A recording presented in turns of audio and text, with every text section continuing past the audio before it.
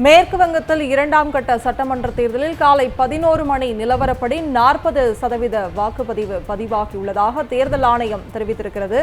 மேற்கு வங்கத்தில் மொத்தமுள்ள 204 தொகுதிகளுக்கு 2 கட்டங்களாக சட்டப்பேரவை தேர்தல் நடைபெறுகிறது.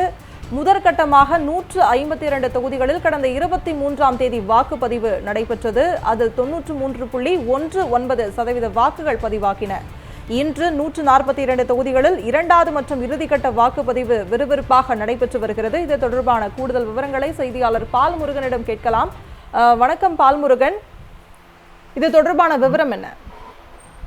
அதாவது 11 மணி நிலவரப்படி தற்போது 40% அளவுக்கு வாக்குப்பதிவு நடந்ததாக தேர்தல் ஆணையம் கூறியிருக்கிறது.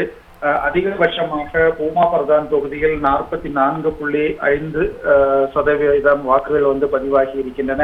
அதே போன்று ஹூக்ளி உள்ளிட்ட பகுதிகளில் 43% அளவுக்கு வாக்குப்பதிவு நடைபெற்றிருக்கிறது. இப்படி 6 மாவட்டங்களிலுமே கடுமையான வாக்குப்பதிவுகள் தற்போது நடைபெற்று வருவதாக தகவல்கள் வெளியாகி இருக்கின்றன.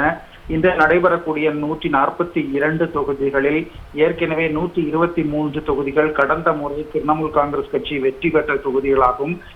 42 தொகுதிகளில் கடந்த முறை 18 தொகுதிகள் மட்டுமே பாஜக வென்றது. ஆகவே திரிணாமுல் காங்கிரஸ் கட்சிக்கு அதிக பலம் உள்ள இந்த பகுதிகளில் பல வாக்குப்பதிவு தற்போது நடைபெற்று வருகிறது.